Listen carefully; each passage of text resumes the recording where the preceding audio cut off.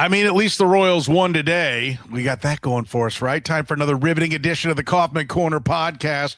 We do have a lot going on with the Royals. They get 2 All-Stars. We'll talk about that. UCL surgery for Cole Ragans. That's official now. J.J. Picollo is trading starting pitching. Could be difficult because of 27. We'll unravel what all that meant as he basically had a impromptu presser in the dugout when the Royals came back home for this most recent homestand. What will the rotation look like next spring, since that's what he's worried about?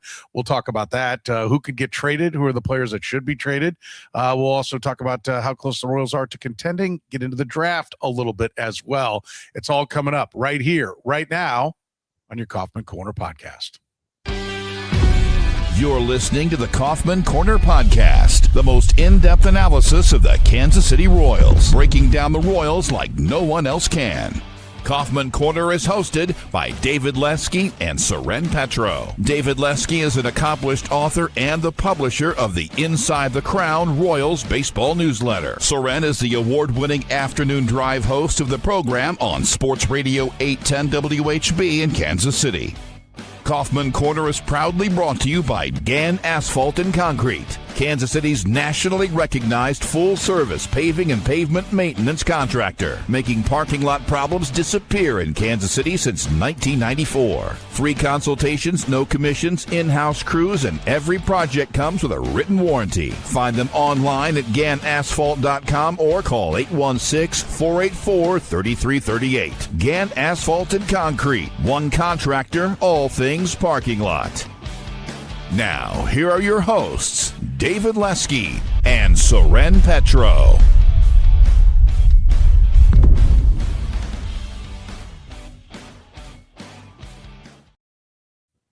Thank you very much, Curtis. Off and running here on the Kaufman Corner podcast. And David, let's talk about it. Royals get 2 All-Stars. We'll start with the positive, a little bit of positive news. They won today, and they got 2 All-Stars. Michael Wacha, Bobby Witt Jr., certainly both of them very deserving. Did they deserve anybody else? Probably not. I mean, you could make an argument for Caglione, who's been terrible now for the better part of a week and a half. I haven't seen if Shea Langoliers' injury is. He left the game. Is he actually hurt? I haven't seen anything on that. So it's possible that Carter Jensen could get the call if Langoliers doesn't make it. And I think, as far as catchers go, he is as deserving as anybody, which is great. That's a great sign for a rookie catcher. But no, otherwise I don't. Yeah, unless they're calling Matt Strahm to pitch the home run derby, which he hasn't given up a home run in a while, so he's even ruining that chance. So there's nothing there. I think they got it right though, and those Witt and Walker are the 2. Yeah, I'm almost a little surprised that they got Wacha. I mean, I am too. I haven't looked to see who Sonny Gray deserved it, and he didn't get in, I believe. I haven't paid that. The problem I have with the All-Star game, not the All-Star game, but with this is my old man take. But I don't really care what the rosters are when they announce them, because there's going to be 42 new guys by the time the game happens. Right. And so everybody deserving is eventually going to get in, especially with the rule that you can't play if you pitched on the Sunday before. Mizorowski is set to go the Sunday before. Is it somebody else was too? I can't remember. There was somebody else, and it's like, okay, well then somebody else. Everybody who's deserving is going to get to go at some point. So it's like. I haven't paid that close attention, but I was a little bit surprised by Wacha. Yeah, even if it's just to be there and hang out with the fellas and everything, like you said, the guys that pitch on Sunday won't play, but they'll be there and they'll take part in the festivities, and so it does end up being a lot. And listen, I think also the fact that they don't really care anymore about the game and winning. I mean. It's lost a lot of luster. I mean, it was the one All-Star game that you could count on that everybody tried. It was a sport that really, you're not putting yourself at any more risk. And in some ways, you're putting yourself at more risk by not trying in baseball. If you're goofing around, get hit by a pitch, or not be locked in and focused on what's going on. We've seen guys in the past come out and try to throw 105, try to throw as hard as they can just to light up the radar gun. I guess in that way you can get hurt, but that's just your own stupidity if you're doing that. Right. But Yeah, I mean, it has lost a little luster. I do think I think it's good for a team like the Royals, though, a small market team, to have multiple seasons in a row of having multiple players. I mean, I think that's 100%. what this proves, that they're at least putting quality players on the field, even though the results are not quality right now. You know, it is a testament to the fact that they are fielding all-star caliber players on a regular basis. How many straight years is it with multiple all-stars for them? Oh gosh, I don't even. It's at least 3. I don't remember if they did in 2023 or not. Yeah, I kind of don't think so, because I don't think Bobby. I don't know if Bobby was there. Bobby, because this is the 3rd year. Yeah. I think. Oh well, never mind. I thought there was an all-star page on the Royals website, but it literally just lists them alphabetically. So yeah, 23 was only Salvi. 22 was only Benintendi. They had 2 in 21, no game in 2020, 1 in 19, 1 in 18. They had 3 in 17, 4 in 16, including the MVP, which was Hosmer. And then 2015 was the entire roster made the All-Star team. So yeah, it's 3 in a row.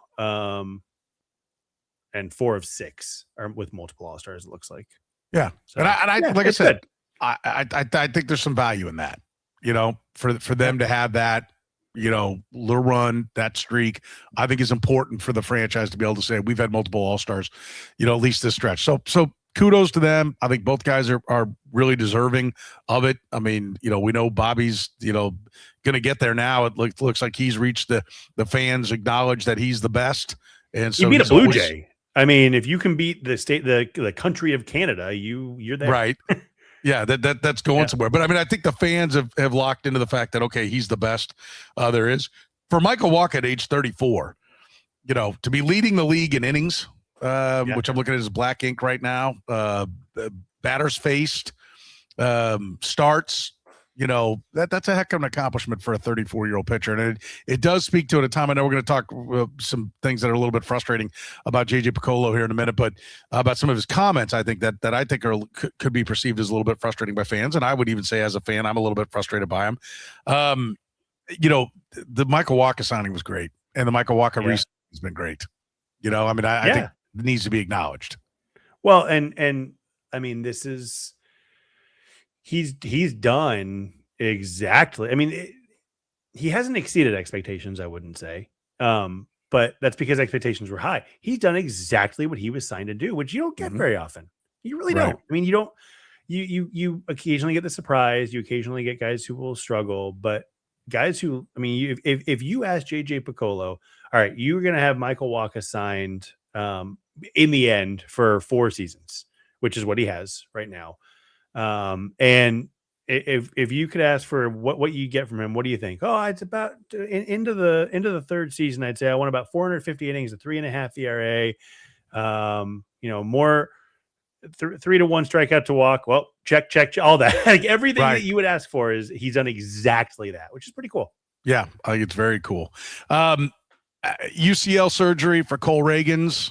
You know, there's so many surgeries on that elbow. I mean, what do the Royals expect from Cole Ragans when he comes back? I mean, like, is there any thought that he could be the kind of, you know, have the kind of stuff that he did, or are we going to see like Frank Tanana, you know, early in his career was a flame throwing, you know, stud, and came and had his injuries, and then he was a junk baller, and he went on to have a career as a junk baller, but he was night and day. I mean, can you expect Cole Ragans to be throwing 100 miles an hour when he comes back this time?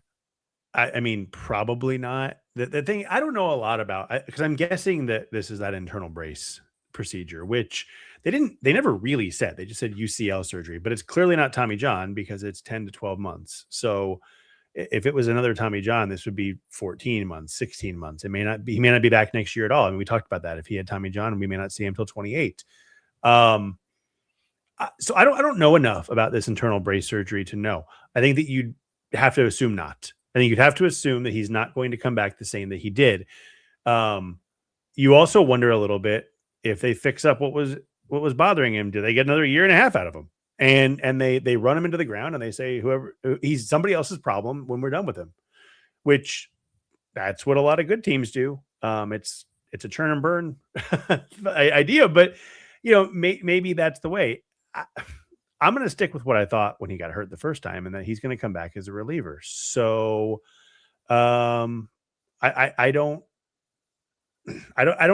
think you can predict it. But again, I don't know enough about the surgery to really know that answer. I just think you have to assume that if he's going to throw 97, it's because he's throwing 1 inning at a time and not 6 innings at a time. Yeah. Yeah. I would agree. And I think the wear and tear, it can be tough as a reliever as well. But I asked Jeff Passan this. I said, which is it harder? Is it harder on the arm to be a starter or a reliever? He said, absolutely, without a doubt, starter. Like going that amount of innings, that's clearly the harder part. And I'm like, okay. I mean, you wrote the book, The Arm. I just wanted to hear that's what I think too. And I remember when John Smoltz came back, they brought John Smoltz back as a reliever, and he was an all-star closer. Then eventually, as his arm strengthened over time, and they said, okay, now we're going to put you back in the rotation. So I would expect that reliever is the way to go. It's a need for them. That they could use a power arm in the back of the bullpen, and so why mess around with it? I mean, you now you want to get something from the player. You're going to miss so much time with him now. Now you're going through what the Rangers went through with him, but the service time is ticking. Right. And so and the salary though is not that it matters at this point because you pay what you pay, but his salary for next year, what, $7.5 million or whatever it is fine for a reliever. Like that, you're okay with you'd spend that on a reliever in a heartbeat. So yeah, I'm with you. Yeah, I mean, I just it is really disappointing. I think we're headed there with Chris Bubich as well. They seem to be the only ones that don't think that that's where that's headed. But it's just these are two guys, we've said it over and over again, two guys that have been hurt a lot, and when that's the basis of what you're building on, well, it's a shaky foundation. The concern with Bubich is it's his shoulder again now. Yeah. He goes on the IL with an elbow, and then now his shoulder's sore again. Well, got to figure it out. I guess you don't have to. If you don't, you don't. And he's a free agent. But this is, it's way too long. If he comes back this year, and I want to stress, if he comes back this year, are we talking about reliever there too? Well, I think we talked about it maybe on the show, or maybe it was last week. We've talked about it several times, but they don't seem to entertain the idea. Well, I don't know, because look at his rehab. It was Wednesday, Saturday, Tuesday, I think it was supposed to be. So he's clearly on a reliever rehab schedule. I mean, this is not, starters don't get 2 days in between outings, right? I mean, he pitched I think they were trying to build up some innings. But with those days off, there's no way that they were ever planning on him to start. I mean, you don't put a guy on a rehab assignment and pitch him Wednesday and Saturday and say, okay, you're a starter every 5th day, right? I mean, that's the reality. And they 1 inning the first outing, and these were scheduled 1 inning, 2 innings, and 3 innings that he never got to. I would not be surprised if he had gotten to that 3rd rehab assignment or rehab outing, and they brought him back after that, because I think it was all about being a reliever. Yeah. I hope. I mean, I think it's the direction they need to go.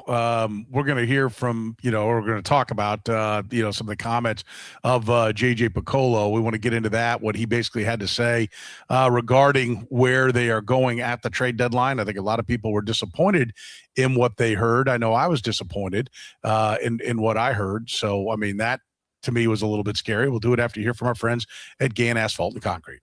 If your property needs asphalt or concrete work, Gann Asphalt and Concrete is ready to help you. From parking lots and drive lanes to sidewalks, curbs, patching, seal coating, crack filling, and repairs, their experienced crews handle projects of all sizes throughout the entire Kansas City metro.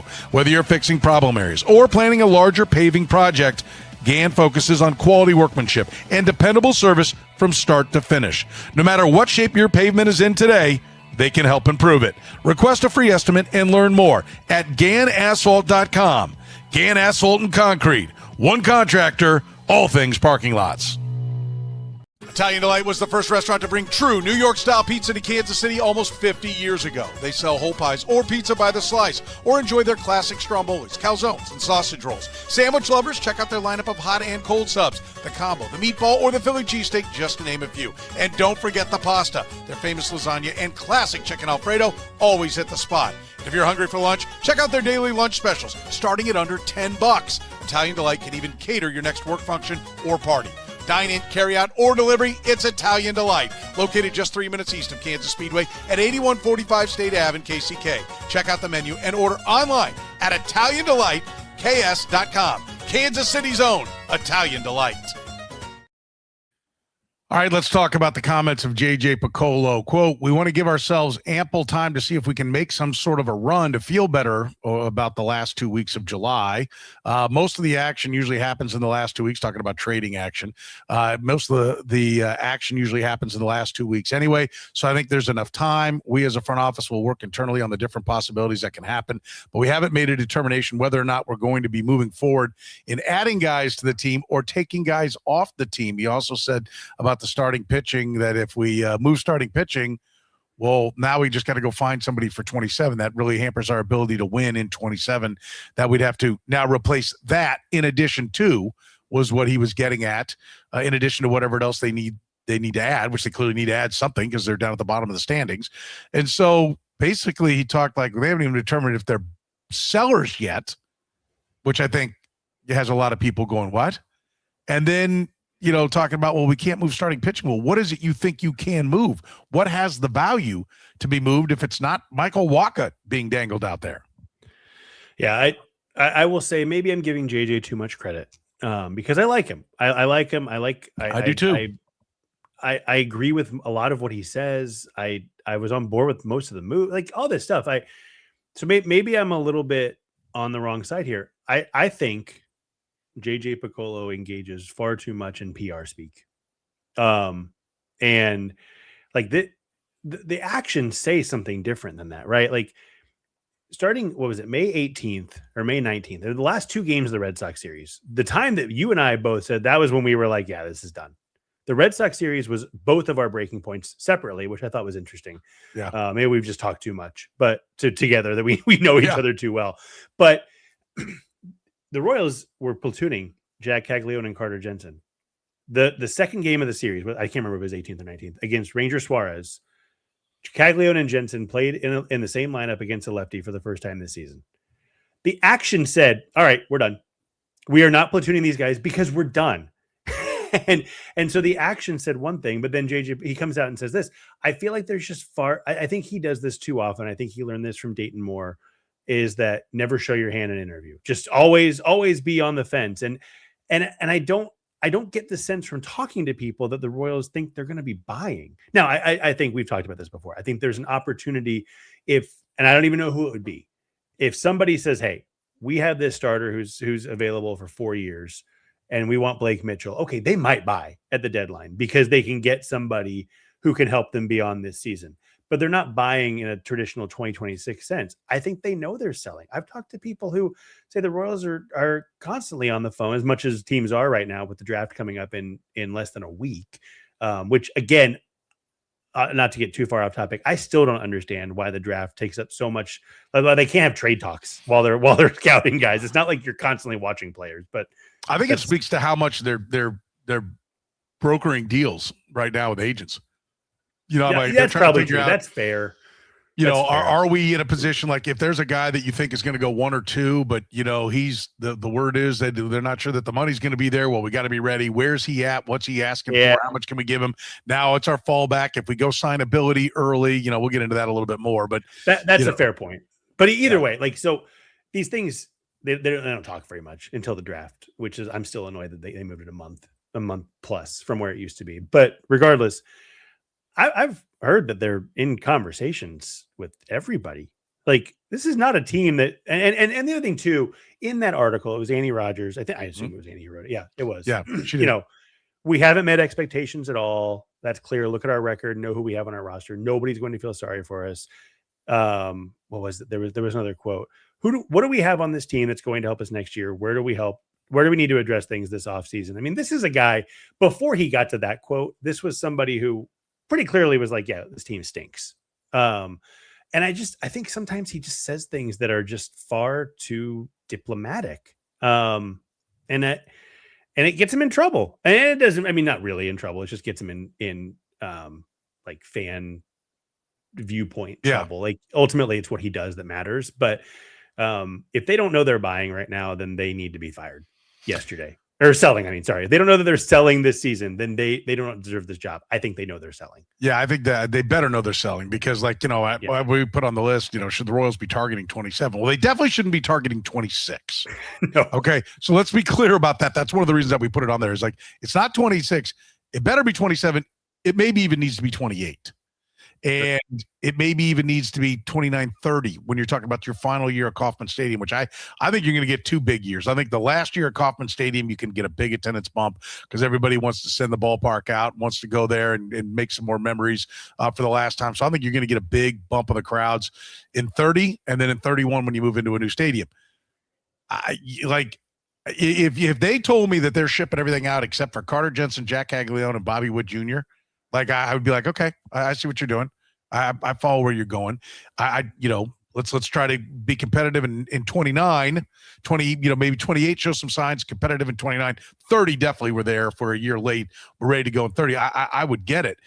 But, I think when they was like, well, how are we going to compete next year? Well, why do you think you're going to compete next year? Is 27 really shaping up to be a year that they can compete, or do they have so many holes right now that he needs to be targeting 28? That movie, Michael Wacha's not going to be on this team then anyway. Right. Yeah. I mean, look, it's a fair question. Obviously, we started talking about this a couple weeks ago. I think there's a path they can compete next year. I don't, without a guy like Cole Ragans, or at least what Cole Ragans could be. Right. Like he obviously hasn't been that in 2025 or 2026, even when healthy.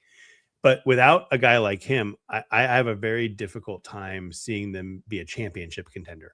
I could see them being an 83-win team that plays over their heads and wins 87 games and is the second wild card. Right. Like I don't think that would be that difficult to comprehend. And so I don't necessarily have an issue if that's what they try to go for, as long as they aren't risking 28, 29, and 30 to do that. Like, I don't care if you go out and you say, okay, well, we're going to do what we did after 23, and we're going to sign 2 starting pitchers like Wacha and Lugo. I don't know if that's Soroka and I don't even know, Bassett. That's a bad example, but like pick 2 starting pitchers, doesn't matter. And we're going to supplement our rotation there. And then we're going to go get the guy they've been after for 4 years and finally just sign Taylor Ward and do that. I think you can win I think you can compete in 2027. I don't think you can win a championship in 2027, but and do that without mortgaging the future. But I also think that you've got to trade Michael Wacha, because I think he's got the most value on this team. I love Michael Wacha. If Michael Wacha's not traded, it'll be great. I'll enjoy rooting for and watching Michael Wacha, but you've got to at least put him out there, and you've got to try to engineer some of the deals for him, because I'm going to tell you, like I looked, there's a mountain of free agent pitching out there, a mountain of free agent pitching next year. And if you don't have it, and if you don't have the $20 million you're paying him, that's $20 million you can put into the free agent market. So like this idea of like, well, what are we going to do? Well, then we got to sign somebody else. Yes, that is going to be the job year over year over year. That's what you're going to have to do. Now, hopefully when your draft machine is up and running, you're adding a starting pitcher every single year. Every year there's one coming from your system, and that should hopefully take care of it most of the time. But every now and then you're going to have to go out and supplement and buy a pitcher, or you're going to load up and go for it, and you're going to move some things, and you're going to have a hole, and you're going to need to spend some money.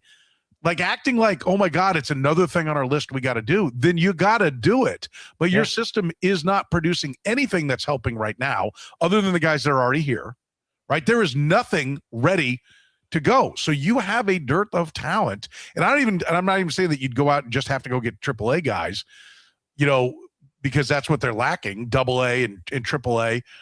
But, even if you just got more A-ball guys, fine, but just stock that system so that as it does advance, on down the road, it's going to be ready to supplement. But you don't have that right now anyway. No. And so you've got a lot of shopping to do. And here's the other thing.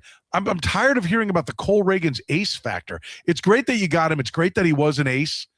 But you know what? The key to winning is bullpen, right? That's what all the teams, what do the Guardians do? They win with bullpen, right? They have a lights out bullpen, and they make sure that they don't blow any close games. That's what you need to get to anyway. So the starting pitchers you're looking for, like Michael Wacha is not a power guy. You're looking for more guys like him, guys that will facilitate the game, keep you in the game for 5 or 6 innings, and then you need to have badasses that come out and go 0-0-0-0, 1 inning at a time. That's the formula for winning as a small market club. Yeah, 100%. And I think that I think that you have to, like you said, I think they can't just be listening on Michael Wacha. They've got to be talking. And look, if they don't get the deal they want, okay, that's fine. Because you got Michael Wacha. Right. It's great. But you're right. They have to.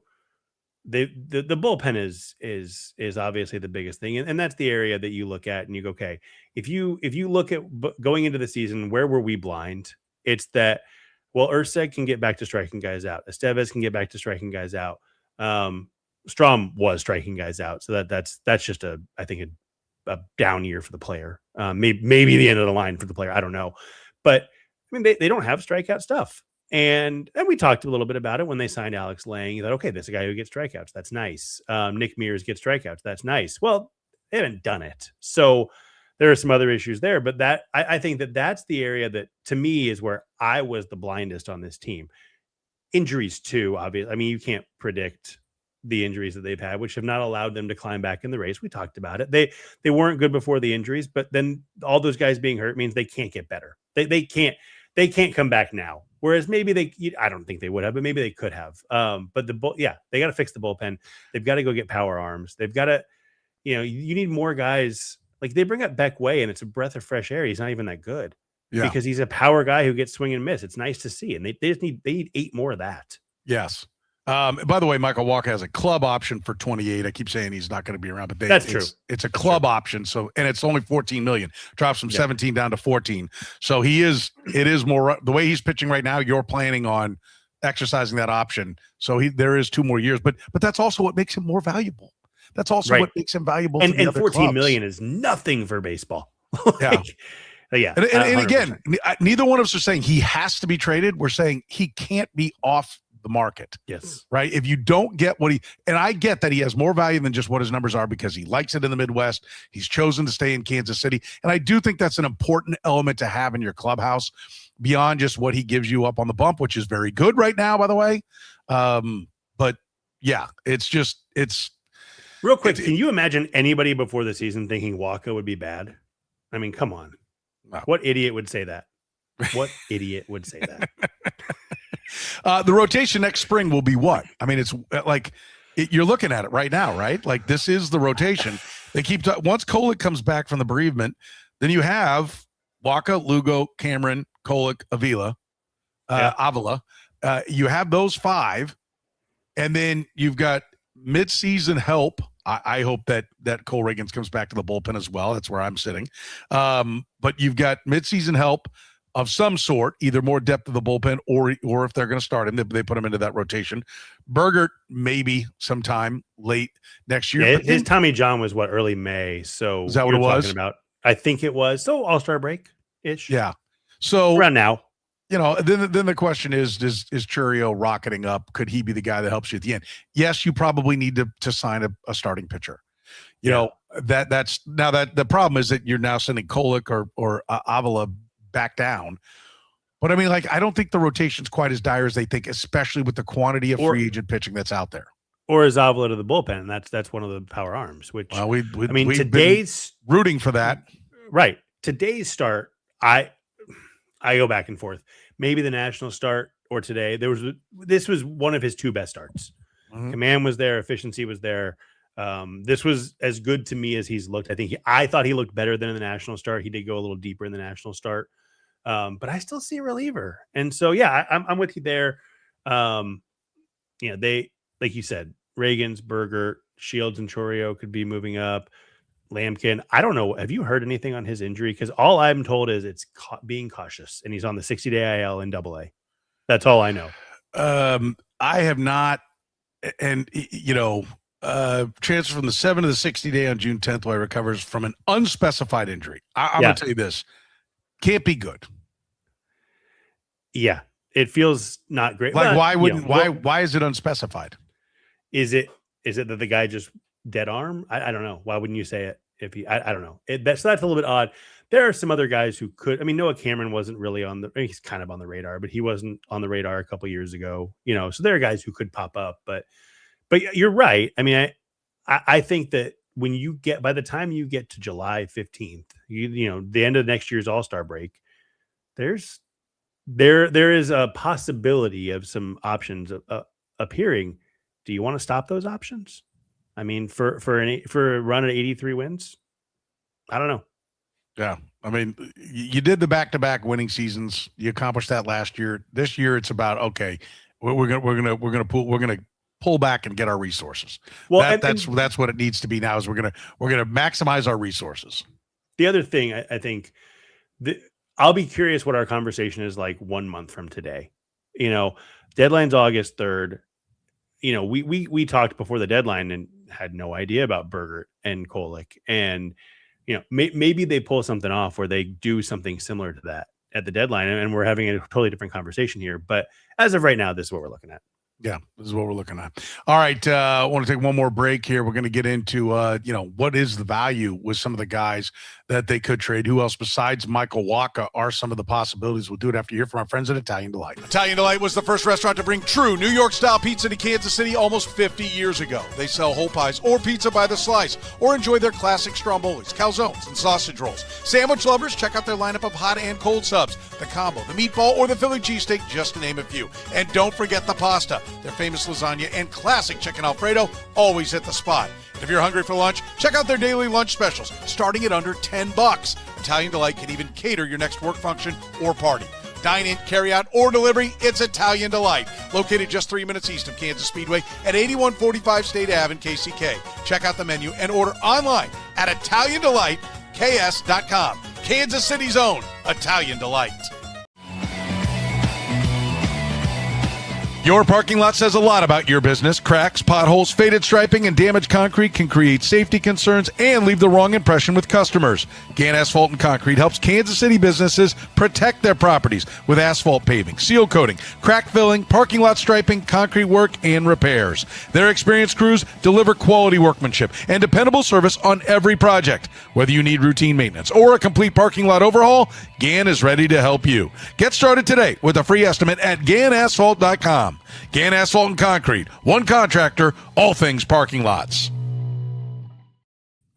Keep things going on the trade front here, David. Pending free agents: Bubic, Estevez, India, Marte, Schreiber, Strom, Thomas. All of them on the block, right? Anything you can get.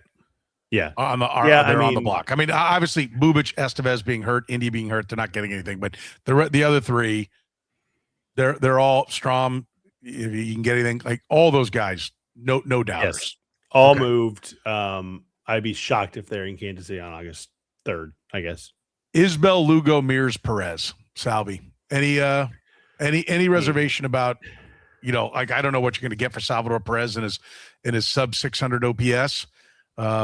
Like I said, I think it's more a conversation whether or not you're going to release him than it is trade him. I don't think you can get anything for him unless you eat all of the money, which I think this ownership group would have more willingness to do it. But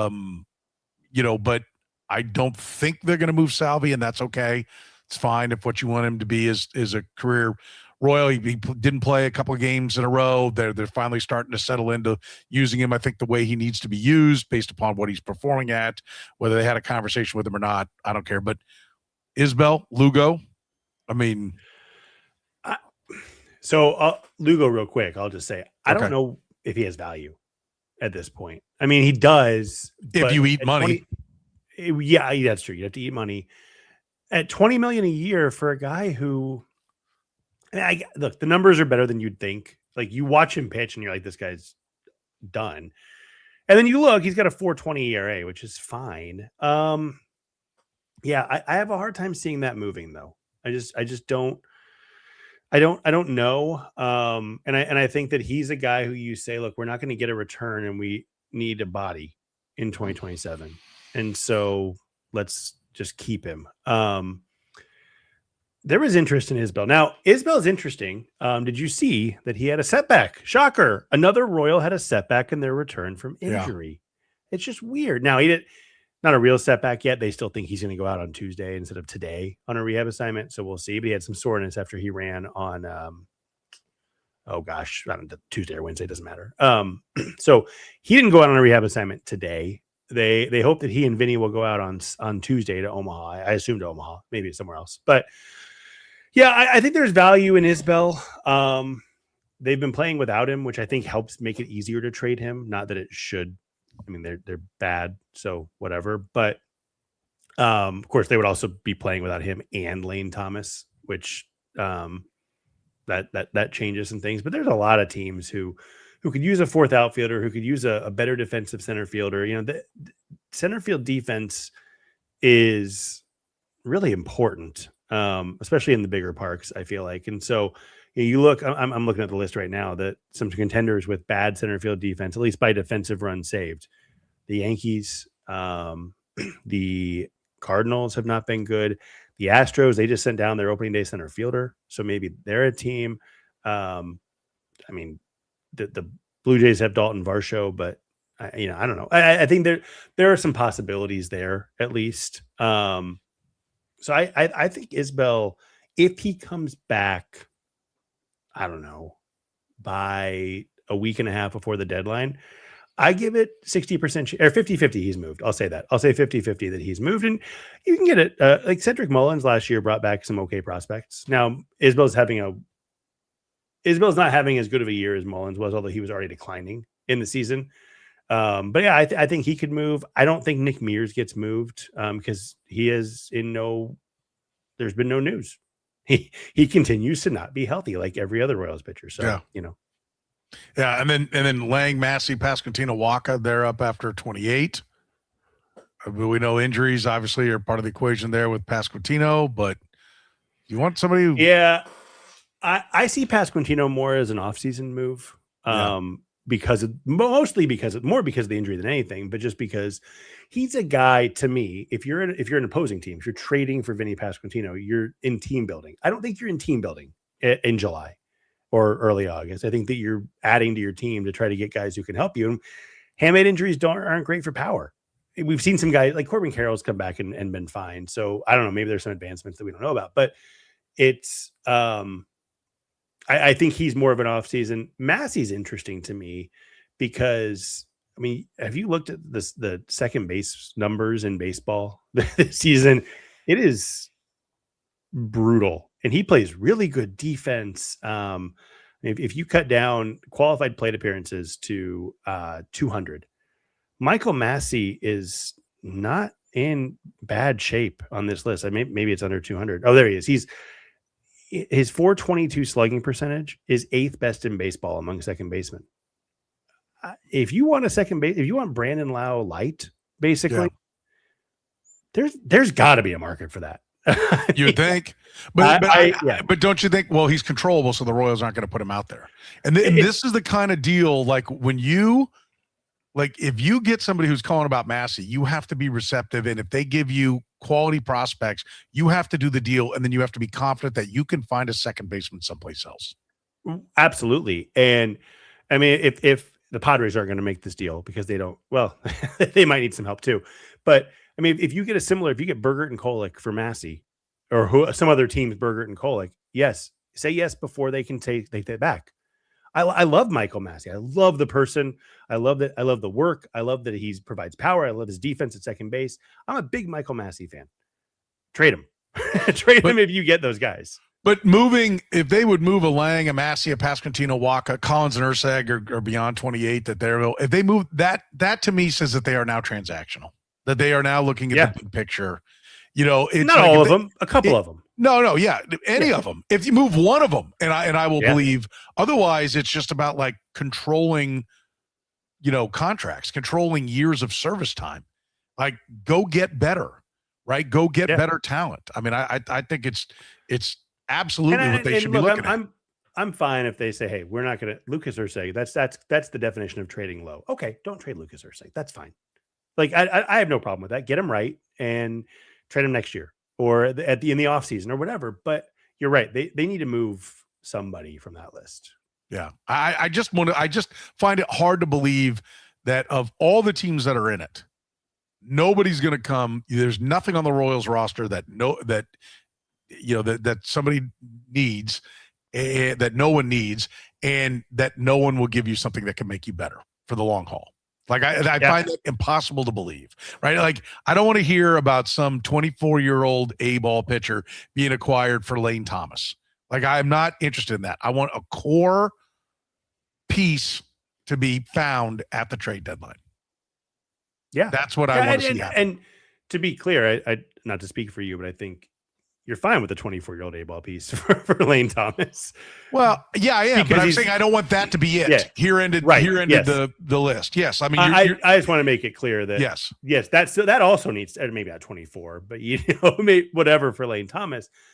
But they need to do more than that. I mean, I'm looking at the current roster right now, and there's 3 guys who you can't move. It's Jensen, Witt, and Caglione. And anybody else needs to be available. And again, doesn't mean you have to, but anybody else they need to be willing to say yes on. Yeah, I would agree. All right. Or make an offer. Yeah, the draft is right around the corner as well. When we talk next, they'll be done with it, right? This Saturday and Sunday of this coming up week. So they'll be done with it. What are we wanting? What should Royals fans be rooting for right now? Should it be to manipulate the process and be drafting under slot to go throw some money at multiple guys later on in the draft? What should be the plan here? I hate it. I hate under slot drafting. And I say that with full knowledge that under slot drafting is a big reason why one of those 3 guys is not tradable, Carter Jensen. So it obviously does work sometimes. I mean, they got Sean Manaea because they under slot drafted Hunter Dozier. They got Carter Jensen because they under slot drafted Frank Mozzicato. You can also under slot draft better players, by the way. You don't have to always pick slop. But that was probably too mean. I'm not going to take it back, but it was probably too mean. Well, I think it was accurate. Yeah, I mean, it's fair. I draft the best player. If you pick 14th, I'm a lot more okay with it because it gets to be a hodgepodge in the middle of that first round. When you're picking 6th, and they're lucky to be picking 6th. They won that spot in the lottery. Take advantage of it. Go get the best player. The one guy who I look at and I think if you want to go under slot, I'm okay with this is Cam Flukie. Because a couple reasons. One, I think he's good. 2, they were on him last year. Then he got hurt and things have gotten a little bit off with him. And so he's kind of quote unquote fallen. Obviously you can't fall in a draft like this. The draft hasn't started yet, but his rankings have dipped into the teens, upper teens, low 20s. I think I've seen one, but he's got legitimate upside. He's a Trey Savage type to me. And so if you want to do it with him, that's okay. I don't like the idea of Mason Edwards. He's from USC. He's got great results. When I read the scouting report is 2 swing and miss breaking balls. No, give me a fastball. I'm not drafting 2 swing and miss breaking balls at number 6, especially for an organization that hasn't yet shown me that they can build a fastball. They've shown me they can build breaking balls. I don't want that at number 6. Do not, in my opinion, don't go that route. By the way, you mentioned Cam Flukie. I mean, you really want to be taking a pitcher who's already hurt with the way that's a fair point. The way they're going about things right now.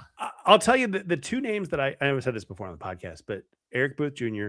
and Jackson Flora are the 2 names that I keep hearing as if one of those 2 is there. And I think it's Flora. Eric Booth Jr. is a high school outfielder, by the way, and Jackson Flora is a college righty. Yeah, college righty who UC Santa Barbara. And look, scouts have different opinions on it. Like if you talk to 5 scouts, you're gonna get 5 totally different opinions. One told me that he is Paul Skeens light. I don't, that's a lot to ask for, but he's a quick mover. You want to talk about the 27 rotation? Jackson Flora could be in it. He would be in that conversation. We'll see. I don't know.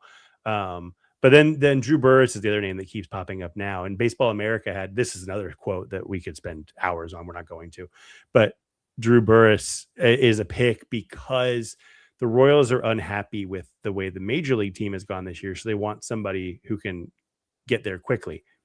I talked to a couple people. They both said that's ridiculous. We've never said that. I don't know why Baseball America said that. Okay, fine.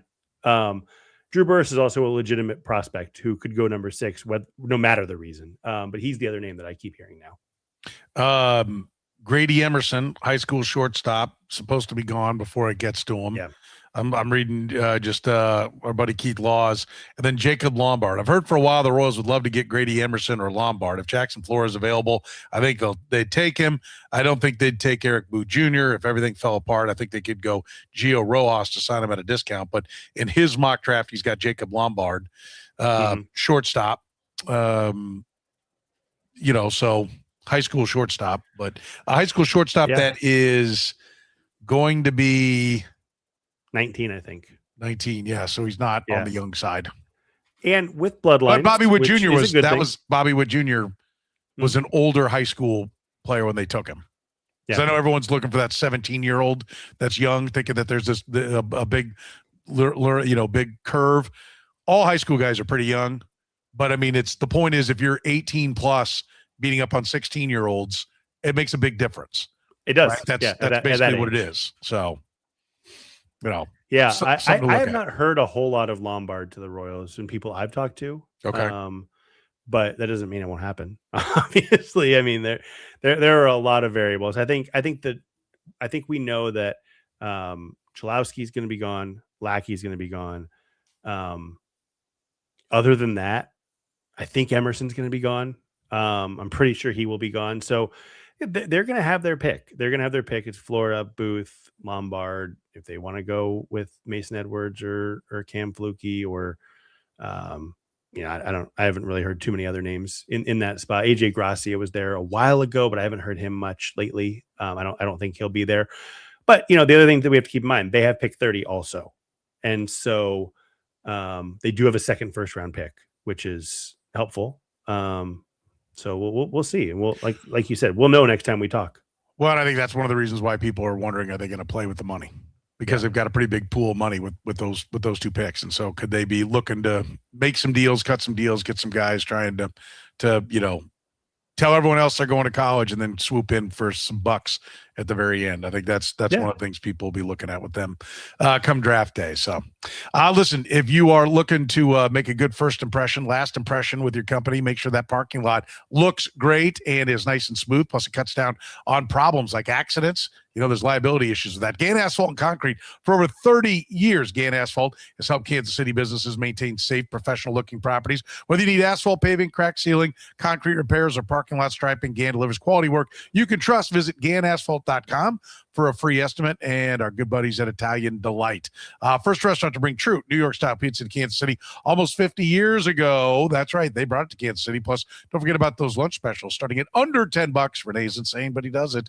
Kansas Speedway, they're about 3 miles east of that on State Ave, 8145 State Ave. Order online at ItalianDelightKS.com. For David Lesky, I'm Soren Petro saying thank you very much for joining us here on the Kaufman